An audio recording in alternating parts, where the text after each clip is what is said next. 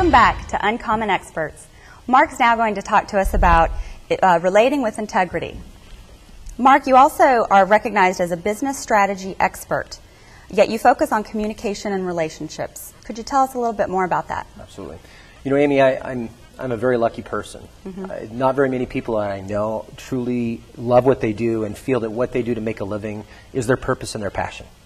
And that truly is what I've been lucky and fortunate enough to be able to pursue in my life, is my passion. And my work has a dramatic impact on people's lives. So it's really an amazing situation when you can make a connection with people. That connection has meaning. And then you're able to show them how to create that in their own life. And that from that, their life changes and improves. And so that is really what I think is important about integrity, is that you're coming from a different place. The nature of my work is kind of spiritual.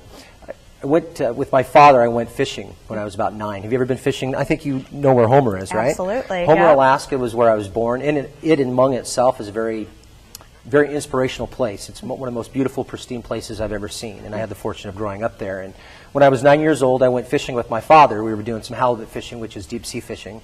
And pretty soon a whale started going around the boat, about a couple hundred yards out. This is a pretty typical thing to happen in Alaskan waters, not quite that uncommon. But this particular whale then, after about 20 minutes, turned its attention towards our boat and started coming right at the boat. And as a 9-year-old boy, I was a little excited and fearful at the same time. Well, it kept kind of coming up, breaching a little bit, just barely coming out of the water as it was getting closer and closer and closer. And before you know, it's like 50 feet out and it goes under the water. And there's a moment where there was complete stillness, where your little sir, is he going to sink the boat?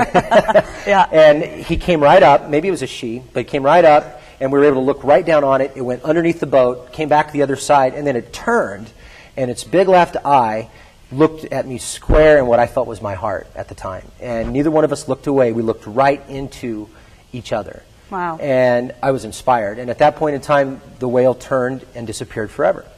And in that moment, I think I made a decision about life, and that is that nature wants to connect with nature.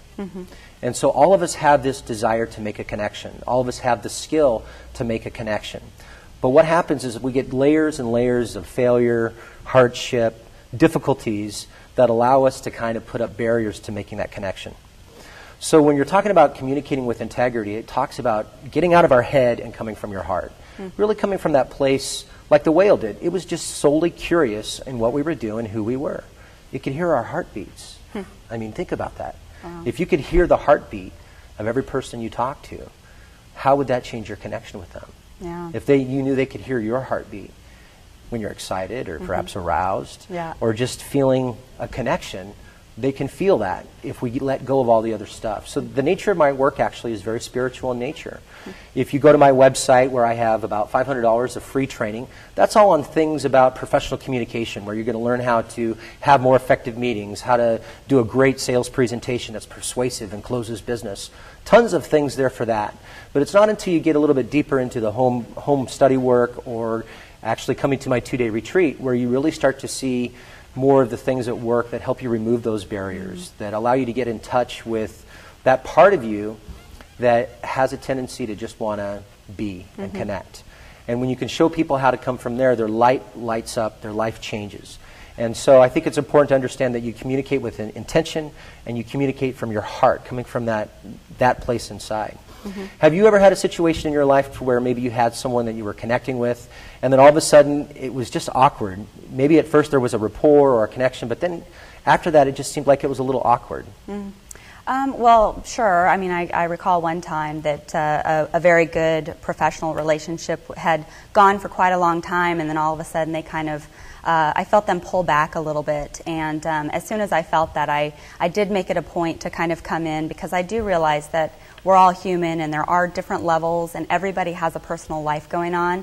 So I didn't know if it was something that I did or something that, you know, might have been something completely removed. But I did approach that person, and I took them to lunch and just tried to have a really casual dialogue and let them know that that I cared about our working relationship, but also, you know, if they needed any help with anything else, that I'd be there for them. Outstanding.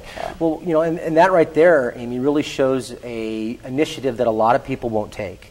And that is that there is an awkwardness sometimes that occurs in a relationship. It happens in almost all of our relationships. At some point in time, there is an awkwardness that occurs. Maybe you let someone down. Maybe you said something that was offensive. Maybe there was nothing that occurred. The awkwardness is there. And most people don't address it. Most people just kind of let it go and are fearful of the conflict or the actual awkwardness of talking it through. And what they don't realize is that it's in that awkwardness where you have the ability to really deepen the relationship. I don't know what happened with your particular situation, but if you're dealing with someone who is somewhat spiritually aware, somewhat emotionally intelligent, that they are able to then shift what's going on inside of them and honor that connection. And once you understand that from conflict comes results, that is a huge distinction, and most people are afraid of conflict. So when I come into an organization and I show them how to start talking with integrity, the first thing we got to do is have conversations about the things they don't want to talk about. And that can be difficult. People need to be they need to be supported through transformation. They're fearful of change, even if that change is positive and wonderful. The nature of my work is very, very enlightening, very rewarding. Not only does it allow you to make money and get what you want in your goals there and achieve success, but also helps you with the art of fulfillment, which I think is also very important. And deepen those relationships. Absolutely. Great. That's the key. To me, that's the key to life, is really being able to pinpoint those relationships and know that they're working, that you're serving them, they're serving you back. And I mean, win-win scenarios do occur. It has to be by design. Yeah. It's that simple. Great. Well, thank you. Thank you. Up next on Uncommon Experts, Mark will share his book with us, The Inspirational Communicator, and why he doesn't want you to read it. I'm Amy Agnew with Uncommon Experts.